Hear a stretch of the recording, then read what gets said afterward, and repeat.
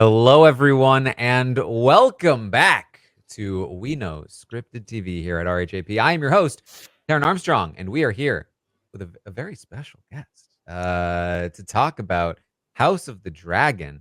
Of course, I'm here with my co-host, Grace Leeder. How you doing, Grace? I'm doing well. I'm excited. I'm also excited because with us is Abigail Thorn, who you may have seen, you may recognize from the House of the Dragon finale. Abigail, how you doing? I'm doing really good, thanks. Thank you for having me. It's nice to be here. Yes, very excited to have you. I was just telling her that I'm actually a big fan of her YouTube channel, Philosophy Tube, which I would highly recommend to anybody. I also was this an intentional first question? Was this an intentional reference? One of your first lines in the show was, "Are you a philosopher?" Oh, no, actually, that was a complete coincidence, and could not be changed because of the writer's strike. So, listeners, Oh, that's interesting. if you weren't familiar, I play Sharako Lohar, the Triarchy admiral, Mhm. who asks Taran Lannister to sleep with her and her wives in the season finale. You may remember I had like a big blonde wig on and was looking very piratey.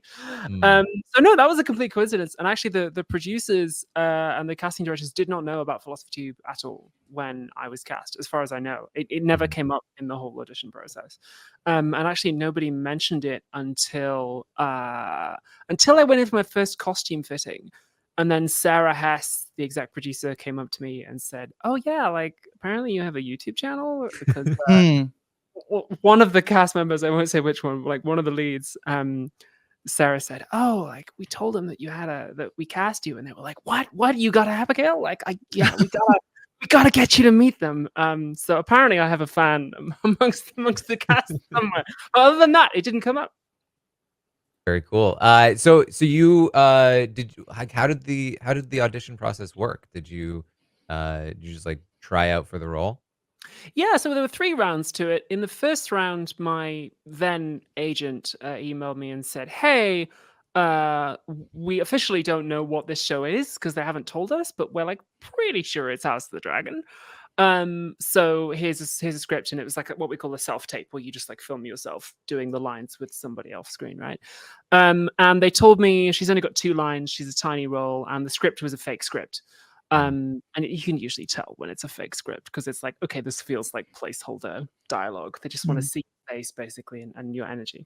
And the only thing they told me is she's completely bonkers. And I was like, okay, like that's not a whole lot to go off when it comes like creating a human being, but I'll do my Mm. best. So I did, and I sent it in.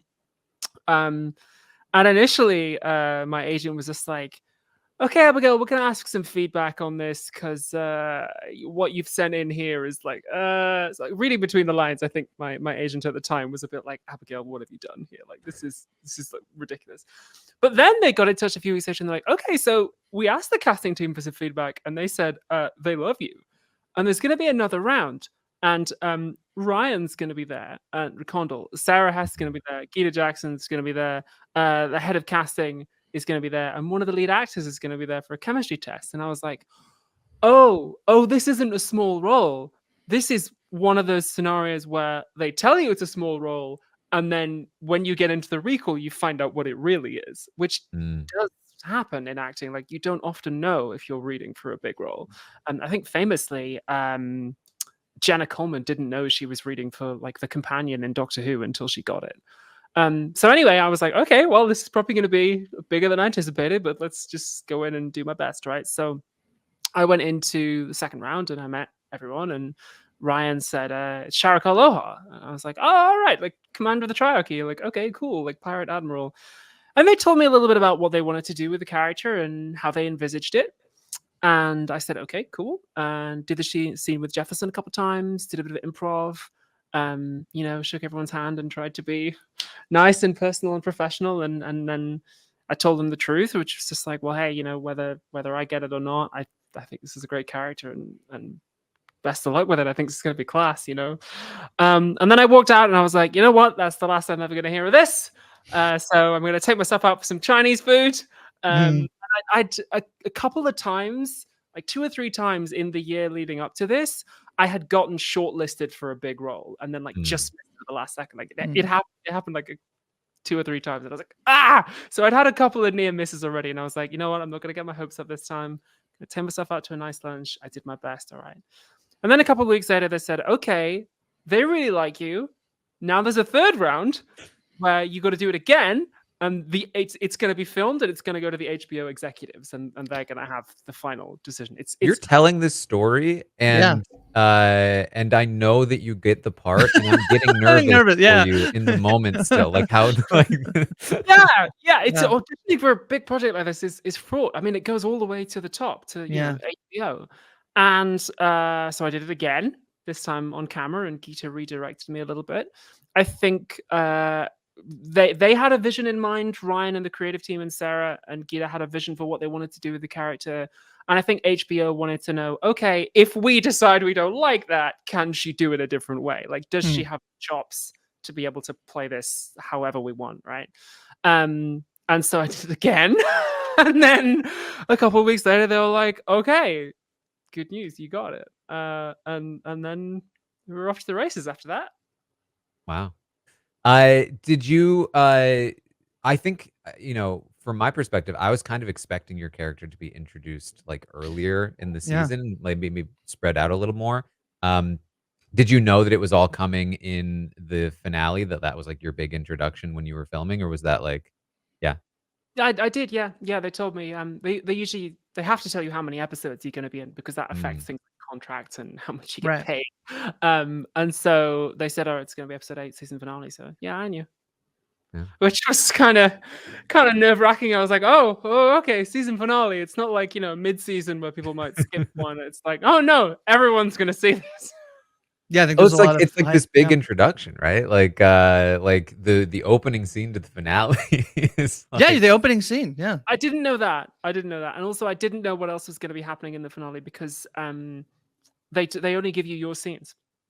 I didn't get to read the rest of the episode. I mean, I got kind of intuit a little bit of what was happening, but I didn't get the scripts for any of the rest of season 2. I only got the scripts for my scenes. Which is common, and the same was true on Star Wars. Like, I did not know the plot of the Acolyte until it came out. I could like intuit a little bit, but I only ever saw my scenes in the Acolyte. Very fun. Yeah, I mean, geeking out over here between you being in a Game of Thrones show, a Star Wars show, voicing a character in Baldur's Gate, like franchise, just knocking them off. You know? Yeah, I'm collecting them. Like, that's good. Stones. I know. I'm intrigued to know what would be next. But Me too. I reading some of the and hearing you talk through the casting process, that sounds like they had a direction they wanted to go, but also maybe they would have to pivot and seeing if you were but it sounds like even on set, it sounds like you have this story about meeting with the costume designer and being having this idea of Blackbeard and being like, add more guns, more things, like adding more and more. Fire and Blood is such an interesting book to be adapted because there's so much room to interpret, not only because there's not that much written about basically, like, for the most part, a lot of these characters who are not central to the story who sort of get added in, but also because that could be a misinterpretation by the history writer, the maester who writes it. So it sounds like it was a very collaborative process to sort of build the character, think about the backstory between you and Sarah and Geeta. And what was that process like, sort of getting to be collaborative in the character building process? Yeah, that was really nice actually, and that's part of the reason I enjoyed this job so much, is it had that collaborative atmosphere. So the first thing that happened is they sent me my scenes so I can start working on it. And my job as an actor then is to take the text and go, okay, what kind of person says and does this stuff? And I have to start building up the character. So I was, doing my character creation exercises that I learned at drama school, and the process that I've developed in my time as a professional to build up a character, and doing things like animal studies. I do a lot of what's called Michael Chekhov technique, which you can Google, and sort of deep into the weeds of acting work, and obviously doing things like learning lines. And then from that, I start to build up, okay, this is how I might want to play it. These are the ways that I'm interested in exploring it. These are the questions I have. And it kind of build up a big body of notes, basically, and physical practices that help, that, give me something to go into rehearsals with. And then there started this sort of rehearsal and costuming process that took several weeks, in which I got like measured for my costume, and we spoke about some of the potential designs with the costume department. And I was really struck by how collaborative and kind they were. They said, "Oh yeah, what do you think about this? What do you reckon about this?" And I, like I said in the behind the scenes videos, the house that dragons built, I had this idea in my head that she was kind of like Blackbeard. Yeah. Because some of Sharako's lines are very, how to say, theatrical. That she has this line where she says to Taran, "Have you ever eaten the flesh of your enemies?" And then she's joking with him, right? So she's somebody who does project this quite intimidating aura, but at the same time is very quick to go, I'm just kidding, or am I? Like, she's somebody who really like yanks on people's chain. And I knew from just kind of the history of piracy that Edward Teach, the real life Blackbeard, was also quite like that. That he wore fuses under his hat and he covered himself with pistols. And he grew his big black beard in order to look very intimidating. And he also liked to yank people's chain. And I was like, I guess like she's kind of like that. So when the costume designers said to me, "What do you think about this thing we've got going on?" I explained this sort of Blackbeard idea to them, and they're like, "Oh yeah, that's really cool."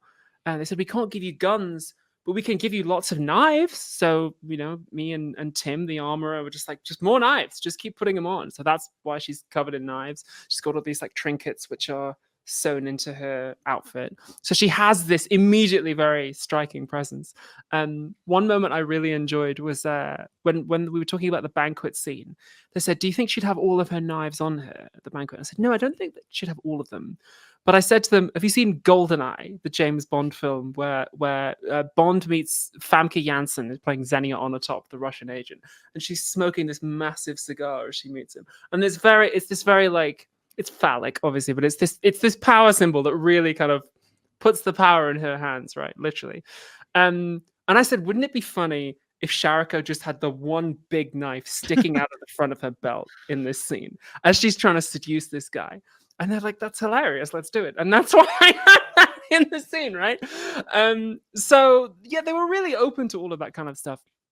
And whilst all the costume fittings were going on, we were also rehearsing with Gita and with Sarah and with Danielle, the dialogue coach. There was a bit of back and forth about Sharako's accent and what sort of voice we wanted to give her. We cycled through a few options. And we did a lot of improvisation. We explored Sharako's backstory, her childhood, because somebody like this, somebody who is very theatrical and likes to mess with people, if you just go out there and play it like that, the character just seems kind of unhinged and unrealistic. So a lot of the improv and the exercises we did were about finding, okay, like what's the serious core of Sharako? What does she really want here? It's about getting deeper than bonkers. Yes, exactly. Deeper than bonkers. Great headline, right? Yeah. And so we did a lot of improvisation and backstory work to figure out, okay, what gets somebody to that point? What gets her to the point where she's willing to go and sail into battle against probably dragons? Considering what she might have seen at the Stepstones, and considering that one very serious line about the sea snake will rue the day we meet again. Like, what happened the first time they met, So, yeah, we explored all of that. And then hopefully that shines through in the performance that you see, even if it's just like a look in the eyes or a tone of the voice, that she's got her own world and her own, 3D nature going on. Yes, she's somebody who is very extra and theatrical and sort of seems quite out there compared to the other characters, but I think that is ultimately quite calculated. Yeah, I mean, I don't know how much you're able to say or how much you know yet, but do you think that there's going to be space to like explore more of that side of your character in the future? I don't know. Yeah. So the way season 3 works is that I believe season 3 has now been confirmed. HBO have said, yes, we are going to have a season 3. They're writing it now at time of recording. I think Ryan said it's going to go into production some point like first half of 2025. Contracts for returning cast won't go out until quite late in that process. So I imagine that cast won't be getting contracts until 2025. Maybe like really late 2024. Like Matt and Emma will get, like Matt and Emma will get their contracts first, and then everyone else, right? So I don't, at time of recording, I don't even officially know if I'm coming back for season 3. Given the way season 2 ends, you would hope on a ship heading. There's hope, but at the same time, like I could, fall down the stairs and break my legs. They could Yeah. recast the role. Like anything can happen in TV. In So between seasons, Sharako fell overboard. Whoops. Sharako returned to her Yeah. home planet, right? Yeah, So that's right. I never celebrate until I have Yeah. signed the contract because, Mhm. and this has happened to me like twice. I've been offered the role and thought, oh yes, great. And then I text my mom and I tell my friends like, hey, I'm going to be in this. And then later on they say, I'm really sorry because of something else. You can't have it anymore. Mm. So that happened to me on Django, which is the Western that I did. They offered it to me, took it away, and then like gave it to me again. There was a scheduling clash, and then I was like, Mm. oh no, I thought I'd lost it. They came back 3 weeks later, and like, we fixed the scheduling clash. Here you go, you're in. And then it also happened with Star Wars because there was a scheduling clash, and I said, I'm really sorry. Like I cannot make this. I'm already committed to do something else. They can't move. I'll catch you next time. And then Disney actually moved for me in order to be in it. So I never celebrate until I've signed the contract because you never know what's going to happen in TV land. I'm the same way with just everything. I'm just like, I'm just gonna assume this is gonna not work out, and then it works out, I'm still, like, skeptical. Like, Yeah. I We would have very announced rarely have, like, a moment of celebration. yeah, we would have announced like we were interviewing you weeks before, but then we're like, something will probably come up. We'll have to shift. And won't be Right, able yeah. to like we're hesitant, and we it's like booked, but we're like, you never know. You never know. So I Also, think it's yeah. Mhm. I was gonna say, also, you never know. You might film 10 episodes of a show and then it comes out and your part's been edited out completely. That can happen. Yeah. That can happen. Can happen with movies. It can happen with TV all the time. Like it's happened to me in the past that people have said, "Oh, I'm really sorry. We've had to cut some of your scenes." I have even on certain shows turned up to set with the pages in my hand to film a scene, gotten into full costume and makeup, and then people have said, "I'm really sorry. Your scene's been cut." Like that. Oh my. That can happen. So I barely celebrate when I sign the contract. I usually don't celebrate until the show comes out. You're gonna wait. This podcast is only actually gonna be like 4 minutes. We're gonna cut most of it out. Yeah, we're actually gonna No never problem. release this one. I was really pleased though because I think like 95% of the stuff I filmed for House of the Dragon made it in, and I was like, oh, phew. And like when we did the ADR, that's when I yeah. knew we were picture locked at that stage. I was like, okay, great, like all of this stuff is definitely coming in. Yes. You probably can't tell us anything but is there anything that you were like, are you bummed that anything didn't make it in? Like any, I know that there was some improving of, or maybe not improving of lines. I know there was, is there not an unbuttoning of Tylen's shirt? Is that not a? Oh no, that was an alt take that we was did alt at one take. point where I Okay. leant across and I started unbuttoning Jefferson's tunic during the kind of seduction moment. They just used a different take in the Yeah. end. The- There were, I mean, no, I think pretty much all the lines made it in. There was one moment where I think I barked at him like a dog. I improv that. That got cut, and that was just like a pacing decision, Yeah, that just yeah. it just slowed the scene down, and I was like, okay, good, that's good actually. And then there was another point where, like during the fight, I think I was like making kissy faces at him. That got cut too because again, it's just about like pacing and the way the scene flows, So I'm not salty. Like those are good cuts to make. Like not everything makes it in for good reason, I think the mean, chemistry between, oh, sorry, go ahead, sir. No, please. I think the chemistry between you and Jefferson Hall is tremendous. Jefferson has had a few moments in this. I mean, he's playing two characters here in the show, but there's the moment obviously earlier in the season where he's asked to give a piggyback, right? Like he's very good at being, the straight man in the seat. And this is like this whole thing of him just trying to figure out being in a position of power normally and coming to this place that's such an unknown to him and trying to figure out what he should be saying, what he should be doing. Like it's especially clear in the fight where he ultimately like ends up hitting you, and that seems to be like a turnkey moment in the episode. But the chemistry is just tremendous between the two of you. Can you talk about like getting to film with Jefferson?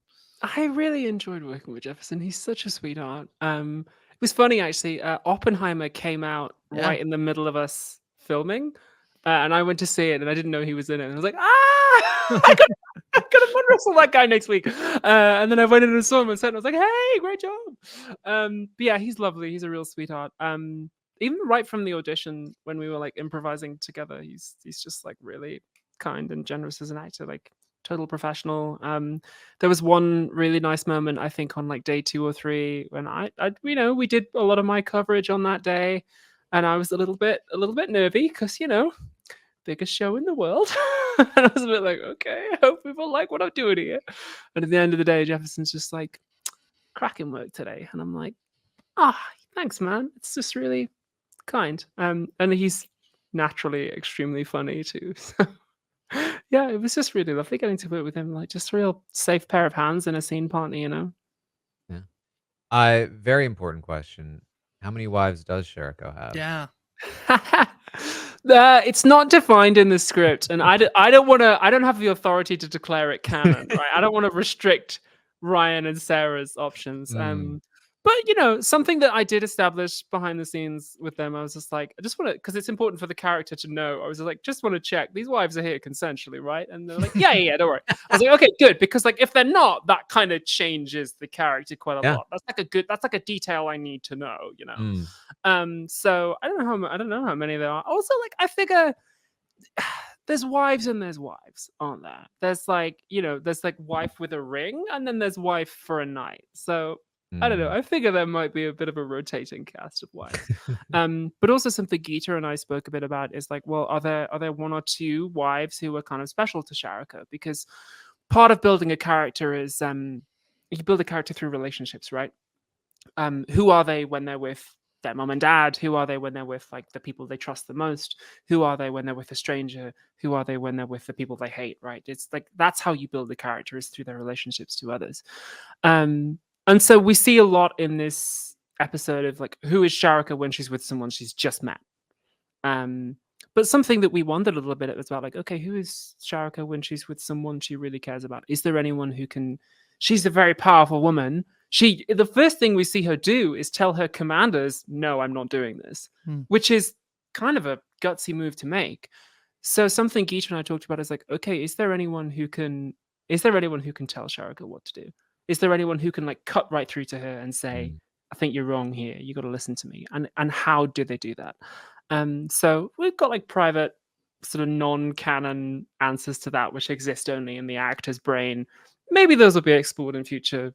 Maybe they won't. Maybe that's just something that informs the performance. But yeah, I just the whole business of creating characters and like acting it's my favorite thing to do, and it's great to do it on any show, but in particular on this, there was so much emphasis given on the actor's creative process that it was just so rewarding to be part of. And in particular, one challenge that I set myself is like, okay, so actors, we do what's called like serving the text, right? Which means like telling the story. And Tylen's role in this episode is he's got to find his fire a little bit. He's a character who's often been kind of like dumped on in the series, and now he gets to find a little bit of his like, no, actually I am gonna do it, okay? And that sort of takes him into the war and into season 3. And Sharako's function in the text is to facilitate this transformation in him. So if I wanted to, I could have come in and played Sharako in scene 1 pretty much the same as she is by the end. It's like I could have walked in and been like, who's this guy? A poet, a philosopher? Get out of here, right? I could have gone in with that very high energy place. But I decided I wanted to give Sharako an arc of her own throughout this episode. Partly just like to challenge myself as an actor and to show what I can do, but partly because it's more creatively fulfilling if you do that, right? To plan and execute an emotional journey is more fulfilling as an actor than to just play like a cardboard cutout who's the same in every scene. So I decided that her arc through this episode was going to be from not trusting this guy from Westeros, really not vibing with him at all, to actually kind of vibing with him quite a lot. And like I was the journey I was going to take her on. And so they were really receptive to me trying that. And in the end, we filmed a few different versions of that first scene, including a couple where she is much more like immediately messing with him. And I'm really happy that the version they went with is this version where initially she's very cold to him. And she's like, I'm gonna leave the room or I'm gonna kill this guy. Like, so I was really happy that we went with that. And yeah, it's a really lovely show to work on as an actor, you know? Well, I think I'm so happy to hear that in terms of and what the show and specifically like the scenes you're in could have been, but actually are. And I think we've been feeling that as we talk through each episode that this on paper, the story could be a lot more like two-dimensional than it is. I think what I have found really intriguing is, this is a civil war, but on both sides there's complexity and character motivation that I think is far deeper than just like I hate the people on the other side. I think in terms of the story that you're in, I think I sort of love to hear that, because this is a show that, the marketing is Olivia Cook and Emma Darcy on both sides, right? It's not sort of the queen and then Aegon on the other side, or Aemond on the other side. This is really the story about Alicent and Rhaenyra, and the story about women, struggling to sort of figure out their role in sort of this very patriarchal world. And then so we get introduced to this character who is in charge in a way that and is sort of this very interesting, complex character that this man who is from somewhere else is trying to navigate and figure out. So I sort of love, and I think that really shows through in the themes of season 2 in terms of like these strong, capable women. Definitely. That's one of the things I liked most about Sharako. She's kind of a distillation of some of the themes of season 2. Sarah and I had a lot of conversations about this. Sarah wrote this episode. And she was saying like women coming into our power is one of our themes in season 2. That's definitely like Rhaenyra's arc and Alicent's arc, right? Yeah. And so here's Sharako, who's a woman in a man's world, who's not doing what women in her world are generally expected to do. Who therefore it like is implied probably went on a bit of a journey to get to where she is. But she is not at all what sort of courtly ladies are supposed to be. And yet here she is, bossing it and like being the admiral, being the successor to the crab feeder. And that was something else that we thought a lot about as well. It's like, okay, if that's the guy who had this job before me, did I meet him? Have I heard of him? What do I think about this guy? Like, what do I think about those sorts of tactics as were used on our side in the Stepstones War? And so, yeah, all of that was going through my head in the process of creating Sharako as a character, and just like trying to bring her to life as a real 3D human being, Yeah. I mean, I'm curious to know like how it was in general working on an HBO production, like on this very high level, because I think that, there are a lot of high budget shows nowadays, but it still really feels like HBO, their production method produces like the most grounded feeling, I think, shows, like visually, thematically, but also just like the feel of them. The production value is always so high. And it feels like, to me at least, it's like the pinnacle of television production still. Like, what is it like to get to work on that level? Do you feel similarly? Yeah, I do. I mean, from the actors side of it, the thing that you notice first is like, are they taking care of their people, right? So it's things like, do they send a car for you? Does it turn up on time? Like, do they feed you? Is the food good? Like, these are the things that you kind of notice every single day, right? And yeah, HBO, they take great care of their actors. Like, do they give you a trailer? Is it nice? Like, questions like that, But even apart from that, like, then we get into stuff like, because like most big budget shows manage to do like a pretty reasonable job on those things, right? But then it goes into things like, are the drivers being treated nicely? Are the catering staff being paid properly? Is everyone getting enough sleep? Are the makeup artists being treated well? Does people seem like happy to be working there? And from what I saw, obviously I didn't see the whole show, I'm just a tiny part of it, but like it seemed to me like everyone was getting on well and everyone was relaxed. People seemed to be like about as happy with their working conditions as anyone is on a British show, which is great, And so that's the stuff you notice first.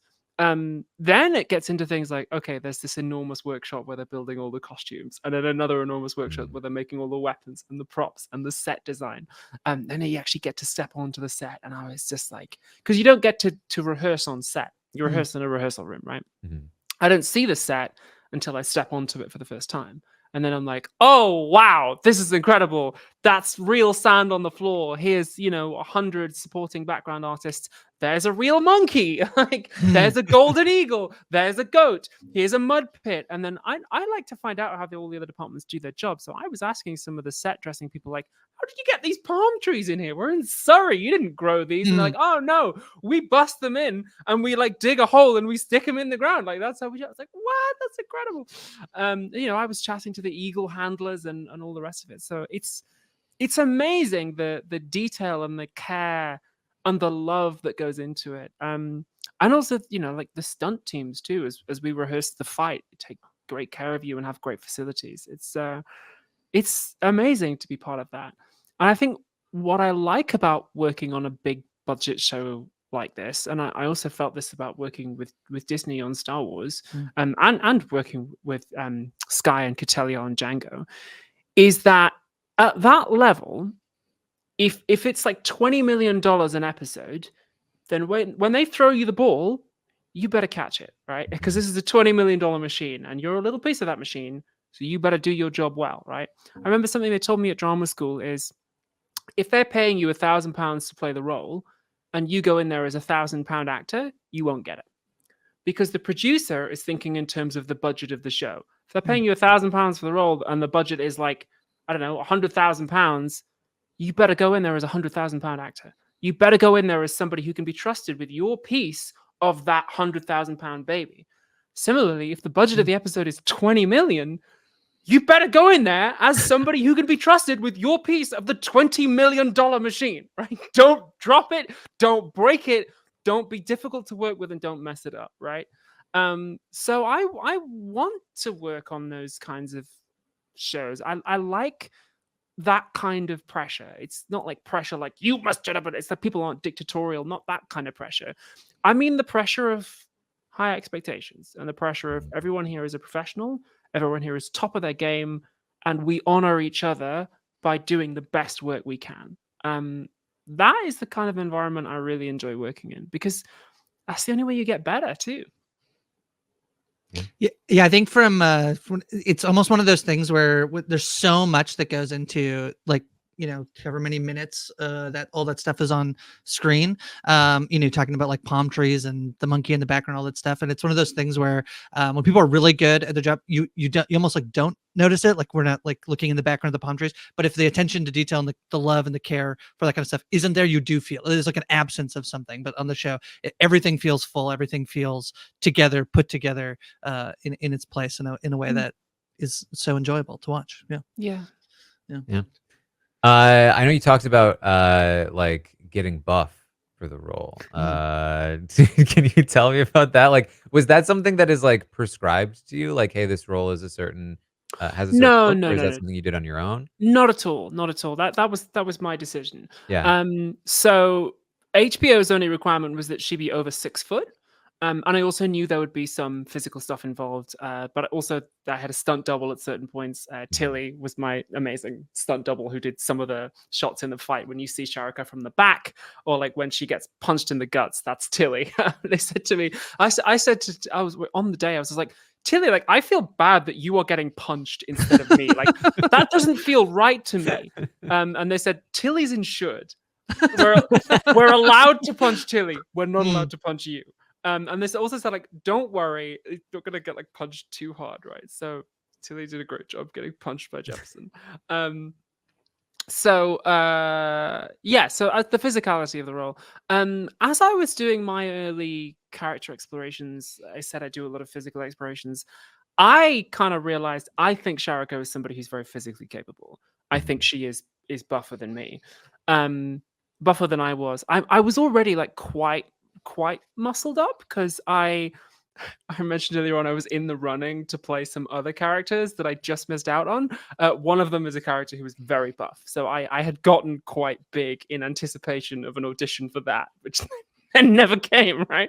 So I mean, not a bad side effect. Yeah, right. And so I decided I think I want to put on a bit of muscle for this role, not only to be physically capable, because like if I'm doing an action scene with Jefferson all day, I don't want to let him down by not being physically capable to keep going, right? I don't want to have to everyone have to break for me. I want to be physically fit and ready. So I put on a bit of muscle to play the role, and just kind of got quite got quite strong and quite big with it, which I really enjoy. And that's another thing that I really like about this character is that. So I mentioned earlier on I'd gone up for a couple of roles and missed out on them. Um, I'd gone up for a couple of roles that were specifically for trans women. Sharako's not. They auditioned cis women and trans women. They just wanted a tall woman, right? They didn't think about cis versus trans. But I had gone out for a couple of roles that were specifically for trans femme actors. And I had lost out on those roles to some fairly famous trans femme actors who I won't mention, who are like very, very good, who are former runway models.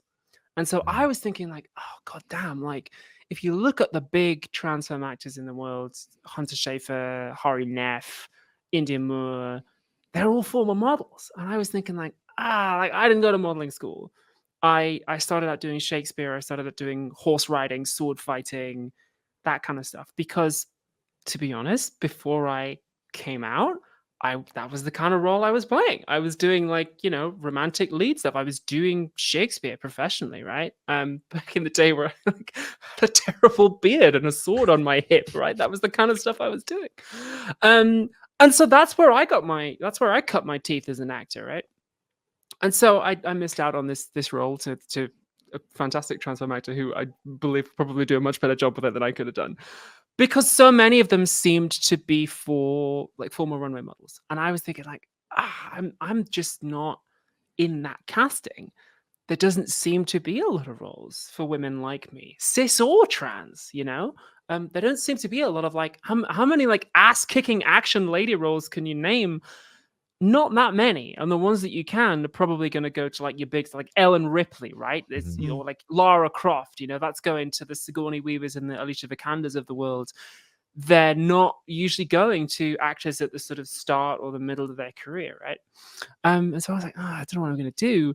And then along came Sharako, and I decided, this is a great chance for me to use all of that stuff that I can do uniquely that no one else can. Like I'm not a former runway model. I can look pretty good in a nice dress and heels, but not compared to, Hunter, right?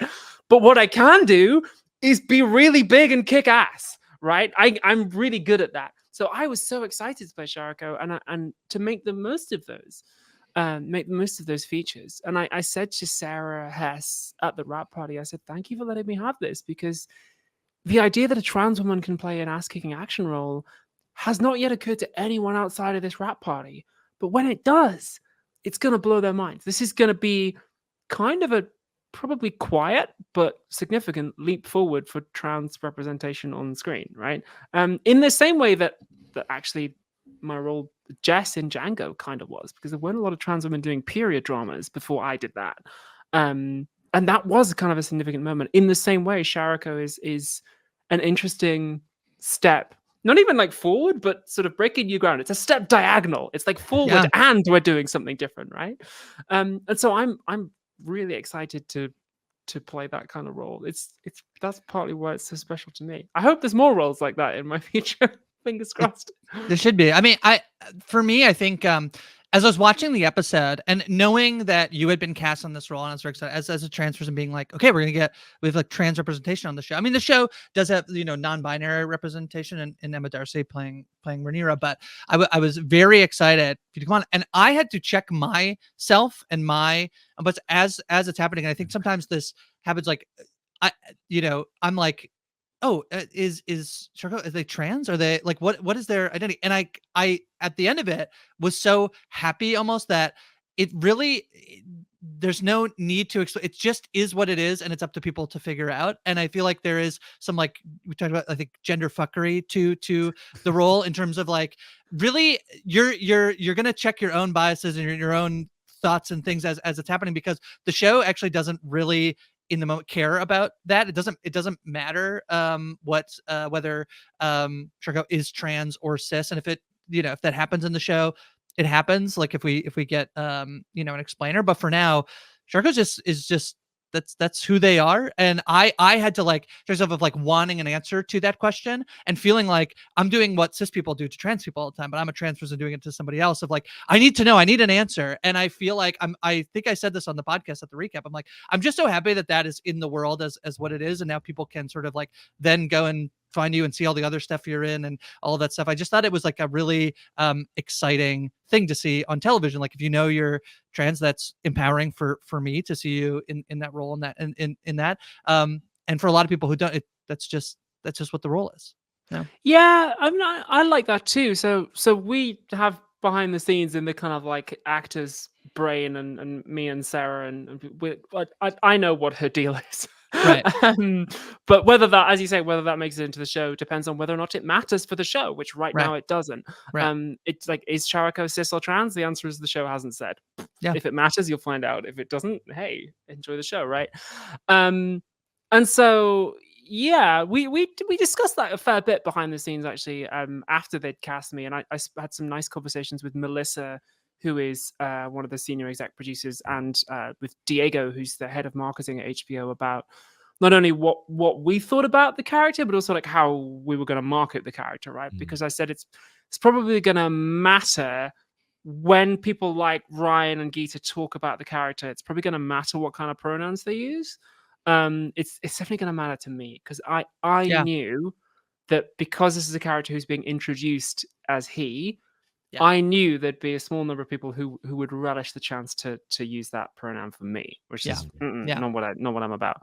Yeah. So I knew that was going to be important, and everyone at HBO was just so kind and so accommodating about that, and just like, yeah, Abigail, what do you think? Like, oh yeah, cool, that makes sense. So yeah, I love him for that. And yeah, as I say, I'm excited. I'm excited, like quietly excited for Sharako. It's as a kind of trans representation insofar as I'm playing her. Right. That's kind of fun. And as I say, like, they auditioned cis women too. Right. I actually listened in to the audition just before me. And I was like listening at the door. I was like, no, that's not how I'm gonna do it. No, don't like her. Don't do it that way. That wasn't bonkers at all. Right? Yeah.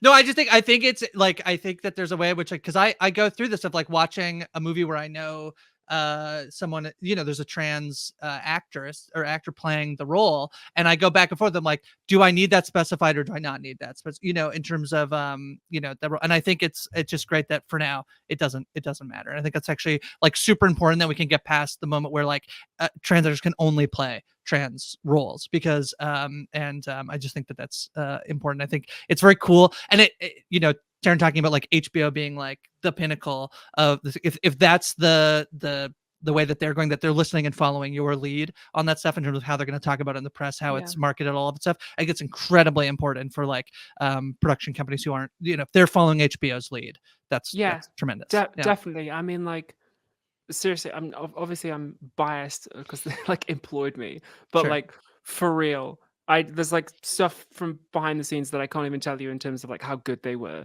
in terms of like trans rep, and that goes for everybody. That's like costuming, marketing, like direction, production. Like, everyone was so good. Like, I remember when I got the role, Melissa called me about that first scene and was like, look, what do you think of that, about this? Like, we just want to make sure you're cool with it. And I was like, you didn't have to do that, right? There's a world in which I just did the whole show and never even met Melissa or never even like heard her voice. Like, but the fact that she took the time to call me was like, we want to make sure you're cool with this. And like, yeah, seriously, props to HBO, because like I felt very secure, like very part of the family. It was awesome. Yeah. Well, we talked about you're in House of the Dragon now, just in the Game of Thrones universe. You were in Star Wars. The fandoms for these shows can be a little weird sometimes. They can hate on the shows and the properties sometimes. What has been your sort of like how have you seen like the reaction to season 2? Like, what is it like to now be a part of something that has so many people that love it, so many people that love to talk about it, maybe hate on it sometimes? Like, what has that experience been like? Think they love it, but they don't understand it. I mean, 95%, more than 95%, like 98% of the fan interactions I've had have been lovely. And it's always really, really validating as an actor when somebody recognizes a choice that I made, and like someone says, hey, I noticed you doing this, and I'm like, I did do that. Like, thank you for noticing. That's always really nice.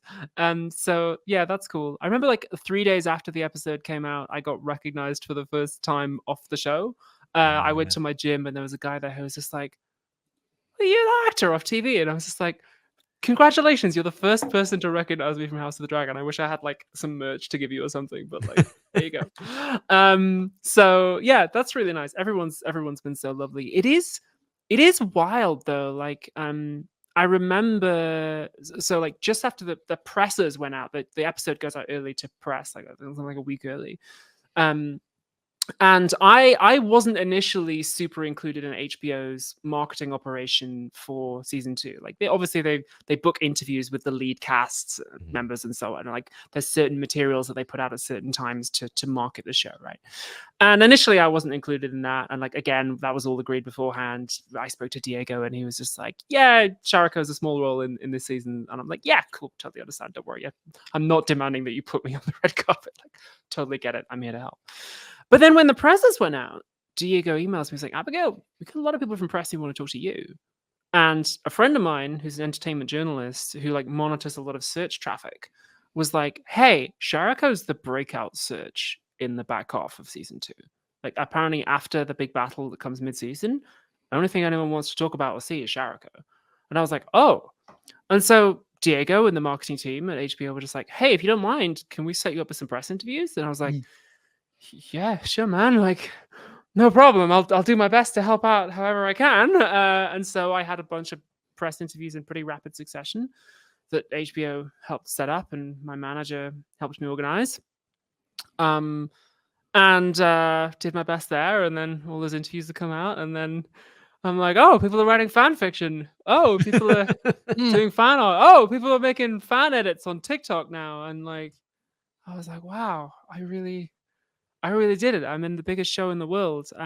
I remembered, I almost had like a flashback to must have been like 10 years ago, more. I mean, I've always wanted to be an actor, and I've always been acting since I was a little kid. But I remembered being in my then partner's flat at university as we were talking about what we wanted to do after university, and like being in bed with them and saying, "I think I want to go to drama school, and like I think I want to really be an actor, not just in like occasionally doing plays and stuff, but I think I really, really want to make a go of this. As insanely competitive as it is, I feel like I have to." I remember that conversation, and I remembered it just the other day and being like, "Wow, I really did it. I really went to drama school." Like I auditioned for drama school like a dozen times, which is pretty common in the UK. Like it's really competitive, you know. Um, I yeah must have been to like 12, maybe more auditions for that before I eventually got in.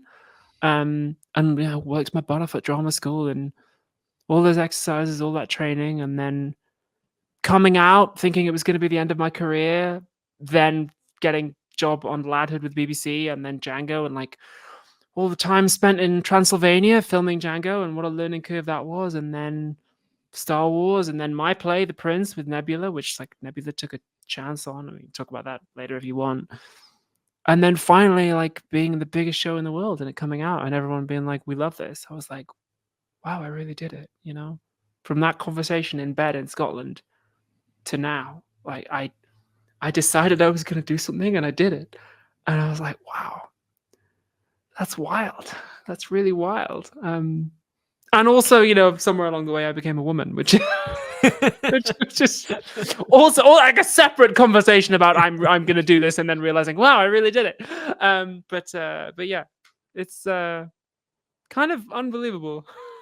It's amazing. Yeah. Yeah, it is Yeah. amazing. Yeah. Well, you talked about, you know, the Prince is on Nebula, best new play and best lead actor, award-winning play. But you also have a short film coming out on Nebula as well, Dracula's Ex-Girlfriend. So this is will come out on Nebula in September, I believe. Is that correct? That's right. Yeah. You writing it and you wrote it and starring in it. Can you tell us a little Yeah, bit yeah, yeah. about Dracula's ex-girlfriend? What drew you to the world of Dracula? Yeah. So funnily enough, just before COVID lockdowns, I was supposed to be playing Dracula on stage in a stage Okay. adaptation, and we got shut down because of Mm. lockdowns.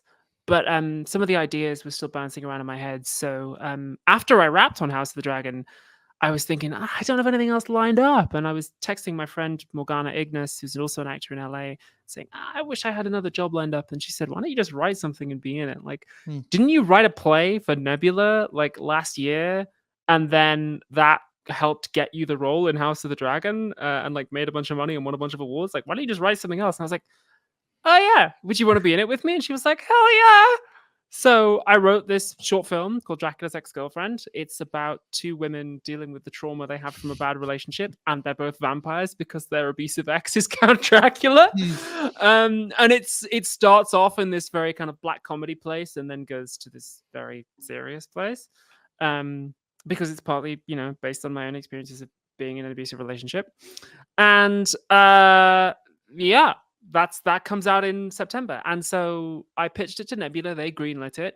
I announced it on YouTube, and then so many people signed up to Nebula to see it that it's already made profit. It made profit before we even started filming it. And so Nebula upped the budget because they're all about giving creators more power, and then it made profit again. And now we filmed it and it comes out in September. So that's kind of wild. I mean, Nebula is kind of an important part of this whole journey Yeah. because back when I was thinking about leaving YouTube and just focusing on acting, Nebula, Dave Wiskus at Nebula, the CEO, was like, why don't you try and combine the two? And so I wrote this play called The Prince, which is about actors in a Shakespeare play starting to realize that they're stuck in a play and they kind of crash through the Shakespeare multiverse as they try to break out. And in that, I played Harry Hotspur, who's a character from Henry IV Part 1. Who's kind of the villain of The Prince, but it was a very kind of running around swords and action role, right? Again, wanting to show off those skills.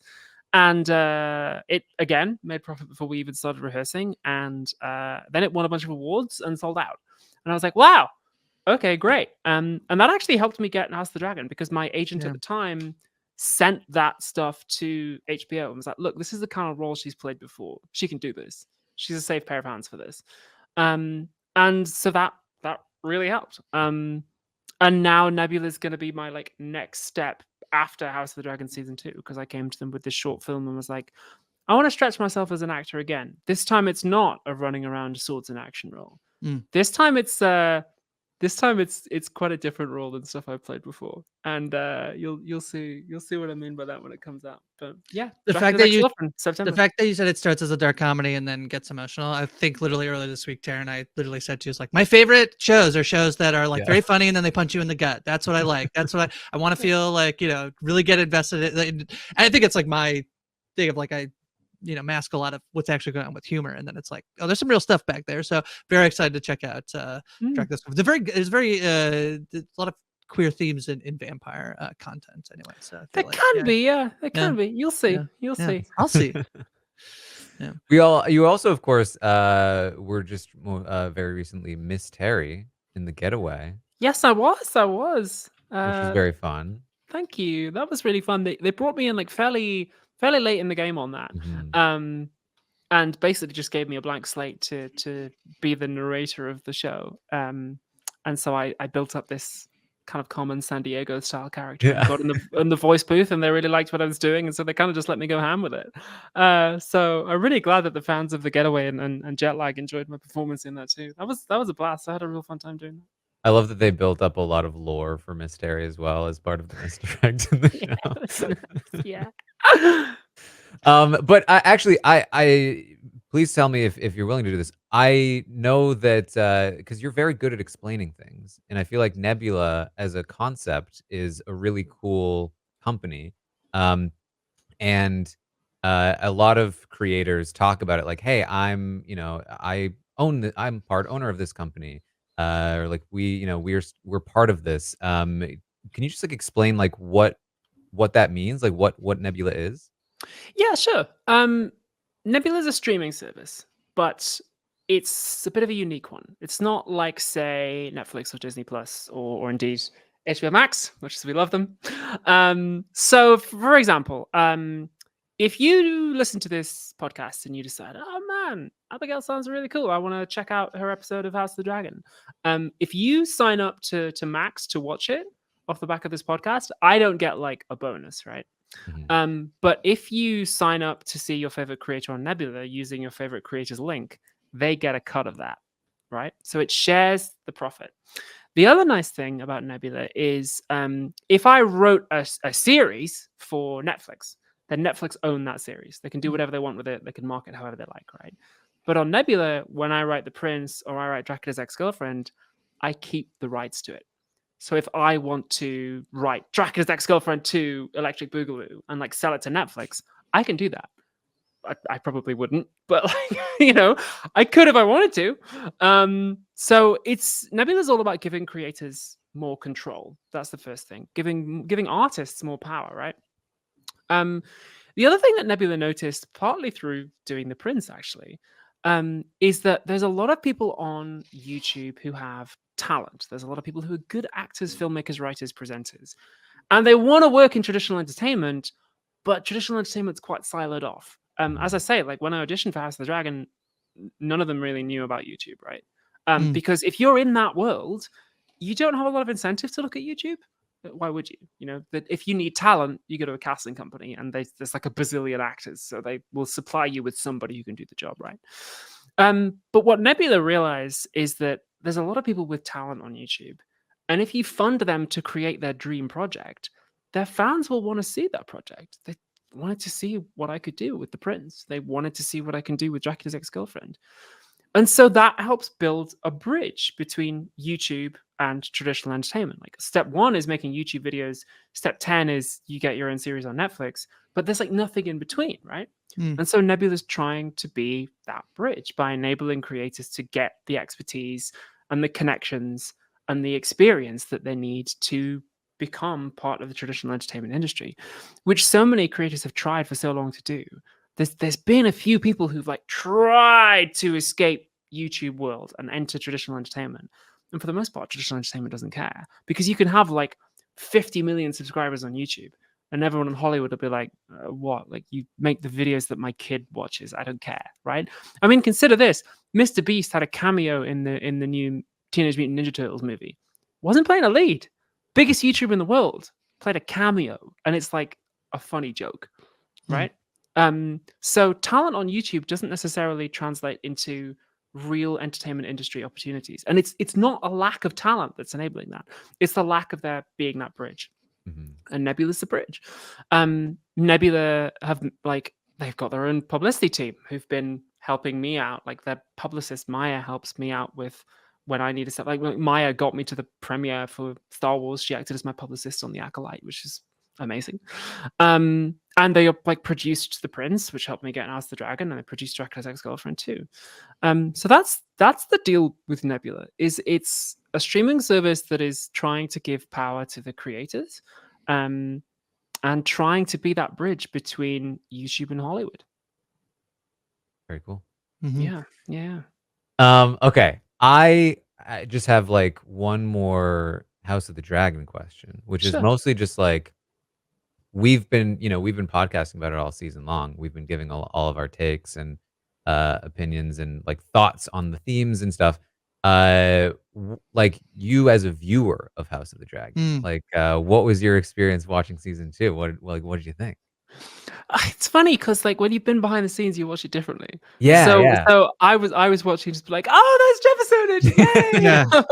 Or being like, oh, I know how they shot that bit. Where They you're like, had hey, this, stop being so mean to him. He doesn't need to give a Yeah. piggyback ride. yeah. And because I like, kind of have a little bit of a hint of what might be coming. Right. There's I was like, there's certain characters I'm like, I'm gonna get you. You think you're safe now? Just wait. Sharako's coming for you, son. That tender moment of the sea snake talking to his children. You're like, you just wait, buddy. I'm like, Steve, you're Come going on. down. I met Steve at the RHAP party, and we were like, yeah. That's fun. So that's gonna be cool. So yeah, that's all awesome. And my friends that I was watching season 1 with were just like, Abigail, shh, trying to watch it. Stop yelling at the screen. But also that I'm like, oh yeah, like so and so did a really great job in that scene, or like, oh, I see how the threads are coming together, or like, oh wow, the makeup team really did an amazing job there. All the stuff whenever you see an actor like in the saddle on the dragon, they have this thing they call, it's either the buck or the bull, I can't remember. It's like the mechanical bull that they sit on to film those bits, and I'm like, oh yeah, I remember when like so and so was doing his dragon scenes on that day, and we chatted in the makeup room, right? So I see the kind of I see the behind the scenes. I'm like Neo, I see the Matrix in code, right? The other thing is I watch it as an actor and as somebody who appreciates good acting. So there's that scene, I think it's in like episode 2 or 3, between Matt and Emma, before Damon goes off to the castle, where he spends most of the rest of the season. I watched that scene, I was just like, God damn, they're both on fire in this season. They're so good. There's such good acting in this. And like just really seeing Emma come into I mean, Emma's always been amazing, but like some of the acting they pull off in this season, I'm like, God damn, they make it look easy. They're so good. And I'm like, sitting there with a notepad, being like, how are they doing that? Like that's so amazing. That's one of my favorite things to do, both on set and when watching a show, is to try and get better, basically, by studying what other actors do. It's one of the things I love most about getting to make it, is 'cause that's my drive, is just to get as good as I can as a performer, right? So when I watch a show, I watch it as somebody who's like studying it. And yeah, all the acting in this season is amazing, but in particular, Matt and Emma just absolutely bring it. I'm like, wow, it's amazing to be on a show with like two fantastic leads like that. I mean, great, we are in safe hands here. Two lovely people who are absolutely top of their game, just going out and smashing it, and like the rest of us are just there to bring the world along with them, so yeah, it's fantastic. Is that something you notice on set? Because like I talked about with production value, I think that HBO tends to, their production, and House of the Dragon certainly a pinnacle example of this, they get such great performances from their actors. Is there anything you notice that like what is their secret sauce? Like, is it just they're just picking the right people? It's partly picking the right people. It's good directors too. I mean, I Yeah. only worked with Geeta. There was like a few directors on this season. Geeta Jackson was the one who directed my episode. Geeta's a real actor's director. The fact that she set aside time to have like detailed rehearsals with me about Sharako, a character who's in like 4 scenes. The fact that she set aside the time in like directing the biggest show in the world to be like, no, I want to be in the room with my actor and talk to her about this part. And let's set up these exercises, let's improvise it, let's do it this way. The fact that she took the time to do that is incredible. You don't normally get a lot of time to rehearse on a TV show. It's not like theatre where you might spend like 5 or 6 weeks rehearsing it, more like 4 in Britain. But like you don't normally get that much rehearsal time in a TV show. But the fact that Geeta spent weeks hashing that out with me and Jefferson was just phenomenal, and that's the secret sauce, I think.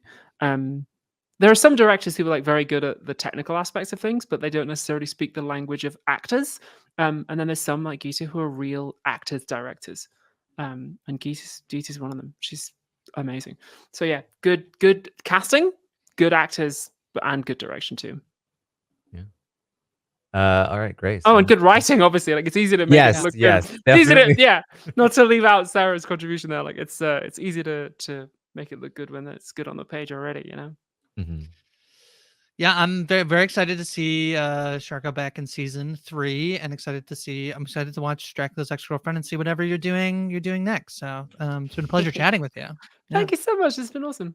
Yeah, and I will again, I'll recommend Philosophy Tube Thank you. for anyone that, because like I think that there's obviously a lot of like philosophy explanation that happens on your channel, but like it's not just high level philosophy concepts. Like you are digging into like real world situations, relating them to philosophy. They're always very well researched and cited, and you're always like, like here's this book, here's this book. So definitely recommend it. And then that is also on Nebula. You can find Yep. Philosophy Yeah, Tube that's on right. Nebula. Yep. YouTube and Nebula. It goes out on Nebula early and uncensored. There you go. Which is another, I think, benefit of like one of the things creators like about Nebula is that like you don't have to worry about the YouTube algorithm as much. You don't have to worry about like Yeah, that's real the nice. yeah. No ads either. No ads on Nebula. There you go. Anything else though, Abigail, that you wanted to make sure people know about? Well, I always do. I also do a podcast. If you've enjoyed my dulcet tones, listeners, me and my two best friends started doing a podcast during lockdown that kind of blew up and became one of the biggest podcasts in the UK by accident. It's called Kill James Bond. We wanted to just watch all the James Bond movies and make fun of them. And then we ran out of James Bond movies, and now we just do any movie that says something about masculinity is our purview. Mm. Because we were all three assigned male and transitioned away from it. So now we just do a comedy show about silly action movies. We just did 3 shows live in London, actually. Wow. Yeah, we did Kill James Bond live. We did the Johnny English trilogy. And so yeah, we're about to start a new season talking about robbery movies. We're gonna cover stuff like Inside Man and like the Oceans trilogy and stuff. So yeah, it's Kill James Bond. Check it out wherever good podcasts are heard. All right. Well, Very that fun. sounds very fun. Of course, here at We Know Scripted TV, we also know reality TV, and that's I talk a lot about Big Brother over on the main the main channel. Nice. U.S. Big Brother, it's different than the U.K. Oh, I didn't know Yeah. there was a US Big Brother. Yes. Yeah. Yes, very much more strategy focused here in the Oh, US. We love our zero sum games and Yeah. capitalist like competitiveness. Hmm. So it's we talk a lot about that show, of course. And we also have plenty of other shows here on We Know Scripted TV talking. We do the Tastemakers. We talk about what's happening on television and in film and what you should watch and what you shouldn't watch. And here's a tip: watch Abigail. And Grace is covering Industry, which is the Yes. show that took the place of House of the Dragon on Sunday nights just recently. And we'll have plenty more to come there as well. Grace, anything else? Should we announce what we're doing? I feel like it's a good opportunity for us for the next scripted show that you and I are going to be covering, Taran. Please. We're going to be chatting Rings of Power. That's what we're going to be doing. Power. When, Rings of Oh, Power season 2 returns. the other Taran. guys. Yeah, We don't that's talk right. about the other guys. Oh, sorry. Apologies. Yeah. I mean, listen. One day you'll make it into the Lord of the House Rings of the Dragon universe is too. winning so far that battle. Yeah, that's true. That is true. Yeah. All right. Well, thank you all so much for joining us here today. Also, of course, we covered The Getaway most recently, Hey. and very fun show. If you haven't heard of it, it's not quite scripted, but it was basically like The Mole, but everyone was secretly the mole and they didn't know it. So there is like a production element to it where you're following production around as they try to get one over on their contestants to some degree, but in a very ethical way. So check out our coverage for that as well. Thank you all again so much for joining us here today. Hope you enjoyed it, and we will see all of you next time. Bye.